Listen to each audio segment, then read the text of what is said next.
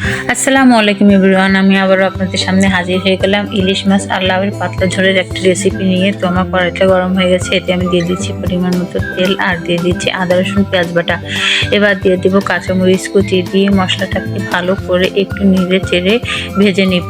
তো আমার ভাজা হয়ে গেছে, এবার আমি দিয়ে দেবো স্বাদ মতো লবণ আর দিয়ে দেবো পরিমাণ মতো হলুদের গুঁড়া, দিয়ে মশলাটাকে ভালোভাবে নেড়ে চেড়ে সুন্দর করে ভেজে নেব। তো আমার মশলাটা কিন্তু দেখেন সুন্দর করে ভাজা হয়ে গেছে। এবার আমি এতে দিয়ে দেব কেটে রাখা ইলিশ মাছগুলো দিয়ে আমি সুন্দর করে নেড়ে চেড়ে মাছের সাথে মশলাটাকে মিশিয়ে নেব। তো আমার মেশানো হয়ে গেছে, এবার আমি দিয়ে দেবো এতে অল্প পরিমাণে একটু পানি মাছটা কষিয়ে নেওয়ার জন্য।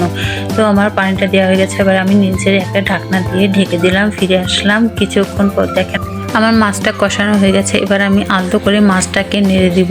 তো আমি মাছটাকে আলতো করে নেড়ে দিলাম। এবার আমি মাছটাকে এক করে উঠিয়ে নেব। দেখেন আমার মাছটা কিন্তু কত সুন্দর কষানো হয়ে গেছে। এবার আমি মাছটাকে সুন্দর করে নামিয়ে নিচ্ছি। আমি মাছটাকে এভাবে রান্না করে থাকি, আর মাছটা এভাবে রান্না করলে কিন্তু খেতে অনেক ভালো লাগে। আপনারাও বাসায় এভাবে রান্না করে খেয়ে দেখবেন। তো দেখেন আমি মাছগুলোকে এক এক করে উঠিয়ে নিলাম। এবার আমি দিয়ে দিব কেটে রাখা লাউ আর আলুগুলো। তো আমি লাউ আর আলুগুলোকে দিয়ে দিচ্ছি। দেখেন লাউগুলো কিন্তু কত সবুজ দেখা যাচ্ছে, রান্না করার পরেও কিন্তু লাউগুলো এরকম সবুজই দেখা যাবে। তো আমি এক এক করে লাউগুলো দিয়ে এবার আমি লাউগুলোকে একটা নাড়া দিয়ে দিব, নাড়া দিয়ে একটা ঢাকনা দিয়ে ঢেকে দিব। তো দেখেন আমার কিন্তু নাড়া হয়ে গেছে, এবার আমি একটা ঢাকনা দিয়ে ঢেকে দিলাম। ফিরে আসলাম কিছুক্ষণ পর, দেখেন আমার লাউ থেকে কিন্তু পানি বেরিয়ে গেছে। আমি কিন্তু লাউতে কোনো এক্সট্রা পানি দিইনি।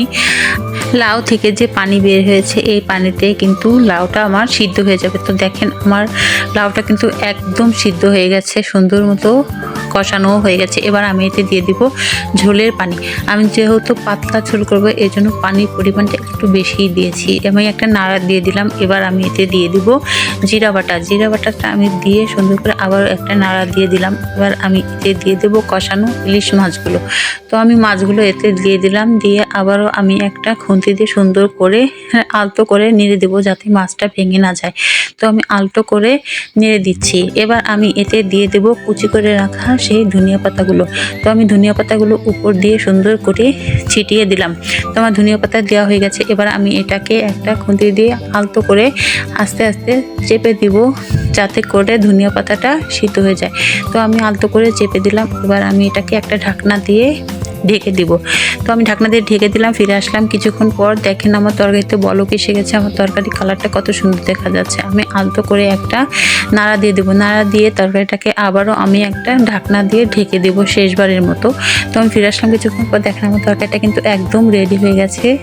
এবার আমি তরকারিটাকে নামিয়ে ফেলবো। দেখেন আমি তরকারিটাকে নামিয়ে নিচ্ছি। আমি তরকারিটাকে নামিয়ে নিলাম। দেখেন আমার তরকারির কালারটা কত সুন্দর দেখা যাচ্ছে। লাউগুলো একদম সবুজই রয়ে গেছে। তরকারিটা একদম দেখতে কিন্তু অনেক সুন্দর লাগছে। তো এই তো আমার রেডি হয়ে গেছে ইলিশ মাছ দিয়ে লাউয়ের পাতলা ঝোল। তো আজকের ভিডিওটি যদি আপনাদের কাছে ভালো লেগে থাকে তাহলে অবশ্যই আমার ইউটিউব চ্যানেলটিকে সাবস্ক্রাইব করে দেবেন আর লাইক কমেন্ট শেয়ার করতে কিন্তু ভুলবেন। আজকের মতো ভিডিওটি এখানে শেষ করছি। আল্লাহ হাফেজ।